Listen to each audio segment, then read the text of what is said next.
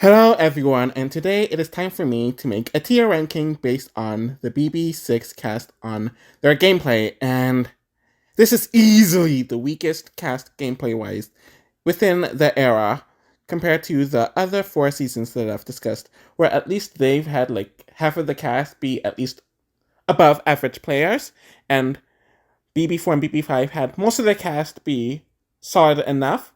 There really isn't many good or solid players in this cast whatsoever, as there's a lot of mediocre and outright bad players.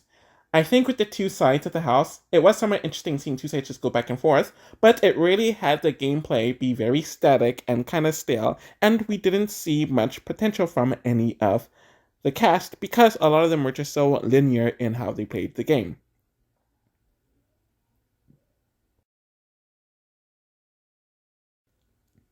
At 14th at dead last is Ashlia. There's really no other choice for me but to put her as last. She was not in any sort of alliance from what I saw, and from what other people mentioned. There was nothing that even suggested that she was a strategic player or had a semblance of understanding strategy, but I will mention that she has a lack of willpower, since she quit Sequester in less than a week after she was evicted, so she wasn't even hungry to return, and didn't have what it takes for the game. While we never actually saw her being annoying, rude, vain, unlikable, or a pain in the ass, many of the house guests mentioned that she was, and it was the main reason why they ended up voting her out over Kaysar. So they acknowledged that she wasn't a strategic threat or any sort of threat whatsoever, but they just didn't like her. Also, she did not speak to Rachel whatsoever, who is the first HOH, and of course that earned her a spot on the block. Seems like the type who would always be in early out due to their aloofness, rubbing people the wrong way, and not understanding that it is a game. The final person in this abysmal tier is Michael at 13th. I was debating about putting him last, but I do think he has some slight benefits over Ashlia. One, he was able to get into an alliance which involved Kesar, Eric, and James, which was definitely a good idea for all of them. And he did play a part in the alliance falling apart by not keeping constant communication, but the biggest reason why that failed was because of Eric picking things out of his ass and insisting on not clarifying or working through any issues. At the same time, I have to put Michael here because he wasn't good strategically and got really emotional, to the point where the house saw him as a liability.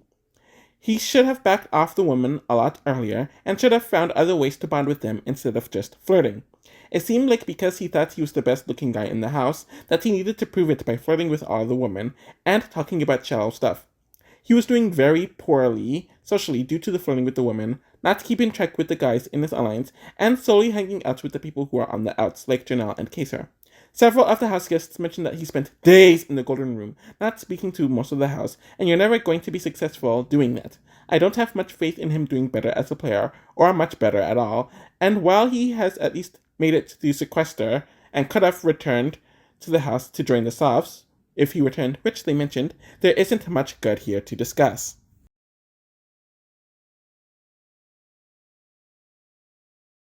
At 12th, and the first person in this tier is Kaysar. I would have loved to have put him a few spots higher, and potentially a tier higher, if he didn't end up returning in the season, where it just solidified his spot on the tier and the placement he ended up in. Socially, he was actually a lot worse than what I remembered, and him being nice doesn't mean he had a good social game, or much of a social game. He was nominated in the first week because he didn't speak to Rachel and had to be told by Bo that isolating himself from the house isn't helping him whatsoever. A lot of people didn't care for him, and he was on the out in the first few weeks of the season due to him not being able to connect with most of the house guests. If it wasn't for his HOH, I don't think he would have ever been able to put himself in a position to align with half of the house. It also did not help that he thought that he was so much smarter and superior to many of the house guests in the season, and they felt the arrogance coming from him at times. He isn't awful strategically, and did show some potential, especially with knowing that his few allies in Michael and Janelle needed to calm down and to limit your target, but he also gets really passive at times, like not wanting to play in the veto for Michael when he was already a target. This would be something that seals Kaysar's fate in another season as well. Though his HOH was a brilliant way of shaking up the house dynamics and building an alliance that had half of the house, that was very impressive, I will admit, and getting the leader of the other side in Eric, who has proven to be a dirty player, and dismantled that alliance for a bit. The issue is, he was already such a huge target, but his HOH was impressive. What does have me lower on him was his return, where he not only decided to gift Jennifer, someone on the other side, HOH, but he told her that she had to nominate 2 people from her side, which is not an enticing obligation on her end, only to be shocked when she didn't do that. He tends to see things in a really simplistic way at times and doesn't know how to pivot to the people that he is speaking to. Decent in competitions, but is a mess in every other aspect. At 11th is Eric. He is someone I was debating about putting in the potential tier since he does have some good skills. Socially, he was really great with half of the house, and that half was extremely loyal to him. He was able to win in HOH and was able to twist things to his benefit.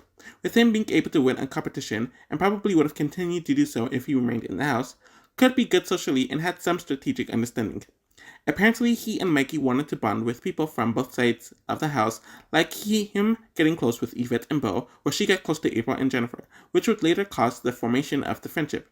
He also had the guys' alliance thing, which would have put him in a good position, but he actively ruined it for very little reason. He turned on Micah and Kaser due to his own paranoia of Janelle, and not wanting to have proper communication with them, saw James as expendable, and never cared much for Sarah, Rachel, and Howie. While of course targeting Janelle, so he ended up pissing off half the house since he was obsessed with micromanaging everything even when it was not in his interest to do so. Eric wants to be someone who has all the control in everything he does. I even remember him trying to ration the amount of food the house guests should eat. He clearly wanted to have several alliances, as he made a lot of deals when he was HOH, but didn't want to actually manage them, so he may or may not have exaggerated the Michael claims, it depends on the person, and was quick to throw James under the bus. He never made a lot of people feel equal to him, and became a huge target, so once the other side got power, he ended up going home. And he couldn't see the hypocrisy of accusing Kaysar and James of breaking their words, when he broke his word too.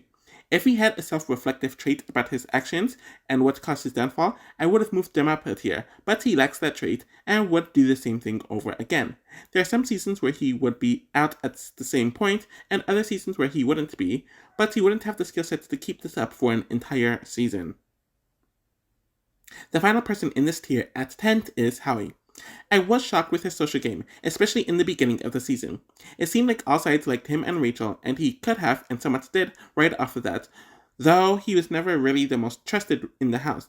He was one of the few who actually spoke to Janelle and Kaysar in those first few weeks, which is why he was asked to join the Soft Alliance. I feel like once the sides were formed, he kind of let that go and focused on the sides, and he started to annoy more people. And even outside of that, his humor got very crude and started creeping at a lot of the women with his gross actions towards them, akin to Josh and BB3 and Marvin last season. People started respecting him less and less, especially after how he reacted to the Kaysar betrayal with attacking April severely. He couldn't have a conversation or didn't feel comfortable responding to people involving the game without Rachel or Janelle, so people lacked respect for him too.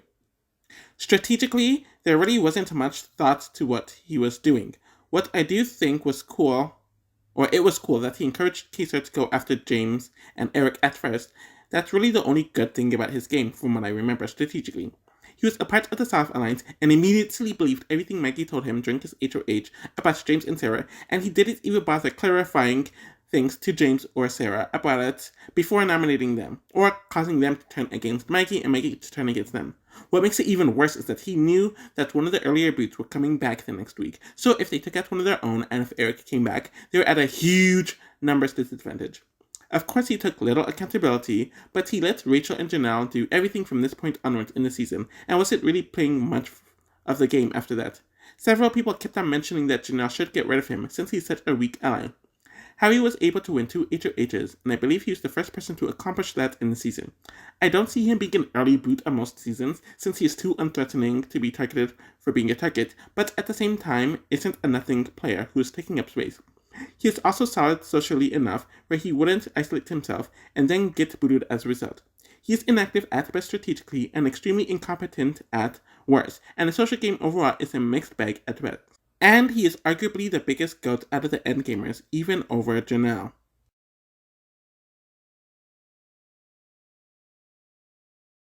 At number 9, and the only person in this tier, is Sarah. I really don't have much to say about her. Sarah didn't do anything that would have me indicate that she's a bad player per se, and I almost put her in the mediocre tier, but she didn't last long enough, and I'm a bit unsure of her, so here she is in this tier.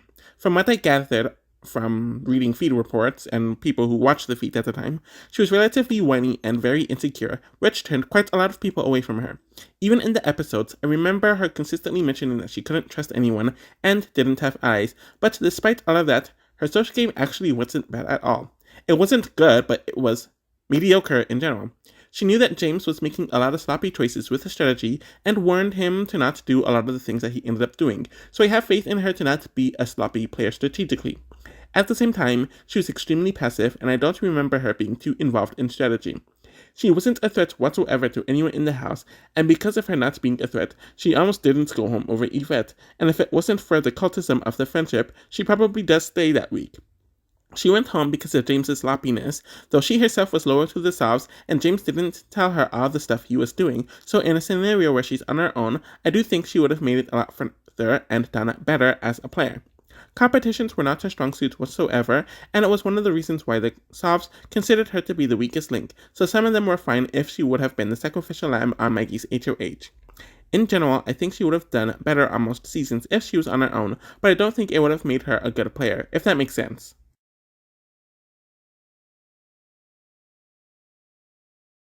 At 8th is Jennifer.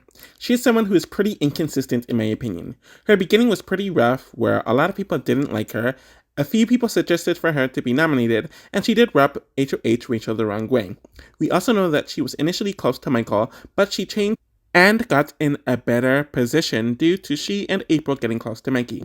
From what we saw of her in the season, which wasn't much, she and April supported the friendship, though they were the ones who spoke to the Souths the most and felt comfortable enough to speak to them about getting rid of Yvette and other things. This meant that they were targeting Yvette, Belle, and Maggie over herself and April. Unfortunately, she blew all of that when she won HOH, and when we got to see her strategic ability, it wasn't good. She initially planned to get rid of James, which would have put her in a good position with everyone in the house, but she let her alliance convince her to boot Kesar, which made her target number 1 from the other side, and we saw how that went. Apparently, she felt like the house guests didn't respect her as a player, which might have been the case and something that was discussed in the house on the feeds, so she had a case of big move-itis, and she outright admitted that she knew she was sacrificing herself for the team, which doesn't indicate that you're a good player. If she wasn't respected before her HOH, she damn sure was even less respected after it. I do think she and April were a bit more self-interested before all of that happened, so she could be like that if she were to return in another season or in another situation. Overall, she's just a middling player. At 7th is Janelle. She's always going to be a relatively tough one to talk about, especially due to her being on 4 seasons, but I found myself shocked with how poor her social game was from the very beginning. Apparently, she spent all of her time only dealing with Kesar, Ashlia, and Michael, mentioning how ghetto, less good-looking, and old the other house guests were, as well as other slurs and other stuff. She was very much on an island, partially due to her own actions, but Kesar won HOH in week 3, and him creating the South 6 put her in a solid alliance, though she was connecting with Howie on that front beforehand. While some people started liking and respecting her more as the season went on, she was still doing very poorly socially and couldn't find much common ground with most of the house guests. I do think she was good competitively, though she would be nowhere near as good as she was able to accomplish in the next season. She performed well in several HOH and Vita competitions, which is why they considered her to be a bigger threat than Michael, even in the second week. Ultimately, she didn't win her first competition until the jury portion started, and was able to pull a few clutch wins when she needed to during the second half of the season. What she did win those competitions and stuff are debatable, as she used her first HOH and Vita wins to get rid of Jennifer in a solely and not strategic move, and a solely personal move, even vetoing Maggie off the block to put up Yvette. Apparently, she heavily supported Howie's HOH move in nominating James and Sarah, from what feed watchers reported at the time, while targeting Yvette for the second half of the season, mainly due to personal reasons. She would have a decent read every once in a while, but she would rarely follow through with it, which was disappointing. Overall, I think she is middling at best strategically, relatively poor socially, and good competitively, leaving her to be a mediocre player overall. But what she had over someone like Howie was some sort of respect. She never had a chance of winning the season, since she would have lost even if she went up with a friendship member, and the only endgamer she could beat was Howie, and even that could be debatable. She was also insistent on working with Howie over Rachel and James, not because she wanted to take out the bigger threat, and he's easier to beat, but because he was her friend, so there was a lack of foresight there. Unlike her next appearance, she was not reliant on competitions to make it deep in the season, but I don't know right now which game is better, but we'll figure that out as we move along these rankings and season reviews. At 6th is Yvette. Honestly, I don't see many differences between herself and Janelle as game players, but I did go back and forth about which one I was going to put higher. I ultimately went with Yvette, since I do think she has the stronger instincts than Janelle, but that doesn't say much. It was shocking to discover that she didn't care for most of the women initially, and wanted to get closer with the guys, as she listed to Eric the first week that most of her targets were the women, but her bond with him caused the woman alliance, or the woman majority alliance of the friendship to be formed. Yvette went all in on the alliance, which worked for a while since it gave her a solid backing, but it also caused her to completely alienate one side of the house since she wasn't one of the people in the friendship who maintained relationships on both sides or continued communication. It also made her one of the first targets for most of that side throughout a lot of the season. Even her relationships with people in her alliance like April and Jennifer went sour as more time went on. One thing about Yvette is that she tended to base her targets for mainly personal reasons, which she has mentioned about Kesa and Janelle time after time throughout the season. She did want to keep James around, which made sense for her, but it was never for strategic purposes, which she even admitted. I will say though that, for her, it did make sense to get rid of Kesa before James and Jennifer's HOH, and owned up to it. She was fully aware that she would beat James, Janelle, and Howie at the end, but was not only insistent on going to the end with the friendship, where she actively won the final HOH, where if she threw it to Janelle, she wins the entire season. Yvette also volunteered to be on the block several times for her teammates, and it's never worth putting yourself in active danger for anyone, especially when those people wouldn't do the same for you. Her social game was a mixed bag, since she was able to build these bonds, or these tight bonds with people, while others loathed her throughout the season, though ironically, some of her allies disliked her more as the season went on, and some of her enemies appreciated and respected her more as the season went on. I do think she has some good instincts, but lets her strategy be run personally more often than she didn't, and Yvette was a poor competitor, but was able to save herself in the final four. Yvette did seem to learn some things during the end of the season, and did regret certain things, so I do think she has the potential to learn from her mistakes and do better if given another opportunity. And the final person in this tier at 5th is Bo. There really isn't much to say about him at all as a player. Socially, I think he was the best with speaking to everyone in the house, as we see him have a flirty relationship with Howie. He gave Kaser good advice on how to socialize with people. He was one of the few who saw that Michael was being misunderstood and saw it as a cultural thing, and in general was relatively pleasant to everyone. Even outside of that, he didn't have any issues or conflict with in his alliance, so he was pretty good socially, which will do him well in other seasons and situations. The only incident that I remembered him doing poorly socially was when he got into an argument with Janelle, where things got almost or somewhat physical, and his nomination speech towards Rachel, which didn't go well with that side of the house.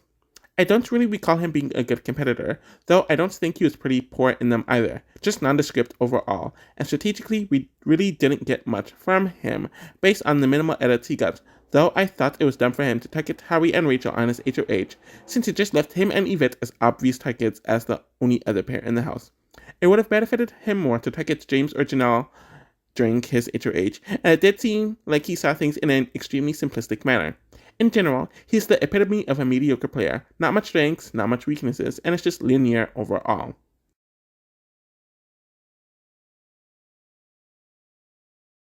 At 4th is James. I forgot how sloppy he was as a player from the onset. While we do not see it for the first 3 or so weeks, he mentions later on that he's been doing it since the beginning, and what he's been doing is playing all sides of the house. I don't know if he was trying to pull a June or Alice in Florida game, but even they weren't doing it at first, and James was just a lot sloppier than they were at it. He went out of his way to tell Yvette that he swears on the Bible that he would target Rachel and Howie because Mikey was HOH, and then he backed out of it when he got Sarah to win the veto.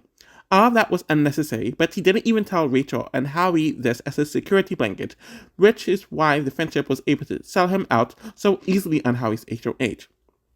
After that, he just ended up playing both sides since no one trusted him whatsoever and it was all his own doing, but he never owned up to it. He apparently caused Yvette and Janelle to dislike one another and was able to play both sides well at times. Competitively, James was great. Of course, we all know that he won 5 vetoes essentially, and that was the record pertaining to veto wins for over a decade, which was recently broken. Even though he didn't win any HOH competitions, which he admitted was a flaw, he was always close in them, so it shows that he's a consistently good competitor, which kept him safe for many weeks. At the same time, he put himself in a position where he had to consistently win out based on how he set himself up. James knows how to pit people against one another, knew that Maggie was the main threat of the lines, and was the person that held that group together, and knew that he had to go to the end with a soft member than a member of the friendship, so he was one of the more strategic people on the season, despite his tendency to overplay. Socially, I do think he was pretty good. Despite everything, while people were pissed off at him about his gameplay, he was always still respected and was seen as someone who would win if he got to the end, so that was good. He was one of the few who retained relationships with both sides throughout the entire season, and it did cause him to float, where many of the others just stuck to their sides, which is not a repeatable skill set, especially socially. He has all the skills to make for a relatively good BB player, but he just needed to be less sloppy and less angsty while coming off as more trustworthy, but he has a higher ceiling and skill set than most of the cast. At third is Rachel. A large reason why Rachel is this high on the list is to her not making as many mistakes as the others. She was pretty good socially for the first few weeks of the season, as both sides liked and respected her, though some could not have a good read on her, saw her as a huge threat and couldn't trust her, which the friendship made clear early on, especially Maggie and Eric. She ultimately did choose to work with the subs, though she was the one who ratted out Janelle and Michael the week beforehand, which caused that huge fight to happen. And it seems like the friendship held it against her for the rest of the season that she chose that side, as they claimed that she was extremely grey, mixed with stark white and pitch black in Beau's infamous nomination speech. Strategically, there really isn't a whole lot to say, but that isn't a bad thing. She played the game in a very simplistic manner when it comes to strategy, where she nominated the 2 people that did not speak to her at all and were outcasts, had a somewhat alliance with that group in the HOH comp to not target one another for the first few weeks, eventually sided with the softs, and told them to keep information within themselves, which Howie and apparently Janelle broke, keeping a calm head, so on and so forth. I do think she was held back a lot by Howie, but despite having the right mindset of the game, there was never anything uber impressive about her either in this element. I do remember her being good in competitions, which would serve her well in many other seasons. She also laid down her sword for Howie in her final week, and while I am somewhat understandable for it, since the twist involved people who knew one another before BB, she knew that she was the stronger player and would thrive more compared to him, so in general, I don't think she has much fight in her. And again, if she were on a more strategically capable cast like BB5, BB4, and even half of BB3 and BB2, she would be lower on the list. A solid player makes sense for her since she's just above mediocre. And the final person in this tier at second is April. She is most definitely an interesting one, since most of April's edit was very comedic, and while they didn't focus on a lot of her strategy, we got a general idea as to what she wanted to do. Of course, she got close to Maggie, and that would cause her to be a part of the Friendship Alliance, which she wrote for the entire season. Out of everyone in the friendship, we saw her speaking to the Soft Alliance the most, whether it was in a group or it was individually, and with a lot of people in her alliance not even attempting to do that throughout the season, April was one of the few who maintained relationships with them. Even when she was being fake with people like Janelle in the beginning, giving Kaiser advice or speaking to the group about Yvette, she put in that extra effort, and it was why she and Jennifer were not targets throughout those first few weeks. She was covered on all sides for a majority of the season and used her HOH to take out James, who was the only person who would nominate her at that point, and also did it to weaken Yvette and Beau, giving them less options, while keeping that relationship with the Softs, telling them the plan ahead of time, and being one of the ones to keep her word to them. There was definitely a more cutthroat and manipulative side to April, where she really toyed with the Softs to boot Yvette during the Sarah Boots week. She and Jennifer were always plotting in their own corners, would use her tears to get Mickey to not use the veto to put her up in the final 6, and was the only person to speak to Janelle to be safe during the final 4 HOH. I already mentioned that she's arguably the best social player of the house, and the reason why Howie was so angry at herself and Jennifer during the latest HOH was because they were the ones who were speaking to the Softs, so the betrayal hurt even more. I also believe that she was the final person in the house to be nominated in the season, where she was nominated for the first time in the final five, which says something.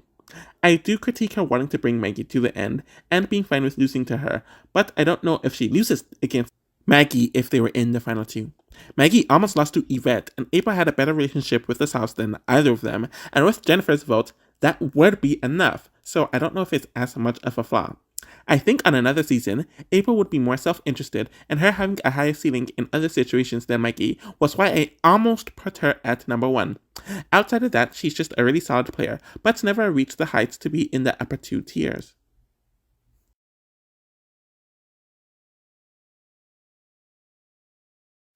And of course, at first place, and the only person to make it to the good tier is Maggie. I was very close with not putting her at number 1, and I was very close at putting her at the solid tier. It's interesting that I said this about Drew, who also won in a 4-3 vote, and I'm saying this about Maggie now, who not only won right after him, but won in the same vote as well. Anyways, Maggie is a pretty poor social player. She did bond with April and Jennifer while having decent enough relationships with Rachel and Howie, but she was not close to Yvette initially, who mentioned targeting her sooner than later to Eric, and a lot of the people who would become a part of the Softs didn't like her, which never changed throughout the season. Or even Bo wasn't close to her. When the sides were voting on the third weeks, all of her allies voted her out, and she was only kept in due to her enemies. She could have used that to her advantage and built bonds with the people that kept her while being in a friendship, and could have maintained both sides like April did, but she never did that. Despite her social flaws, where she admits that she never spoke to the other side, she did have very strong bonds with people in her alliance where they were able to play their games that benefited her rather than themselves as individuals. So she can bond with people, but she's just too selective with it. Strategically is where Maggie was the strongest, and she had good reads on people. She knew that James was not to be trusted, she knew that Rachel was a huge threat that's pretty calculating, knew that she had to be silent and let people stand out so she can make it through, and use her strengths to her advantage, like knowing that she wasn't good at competitions. Of course, the main move we saw from her was convincing Howie to nominate Sarah and James, which put the numbers in her alliance's favor for the rest of the season, and they had the majority vote in jury to do whatever they wanted.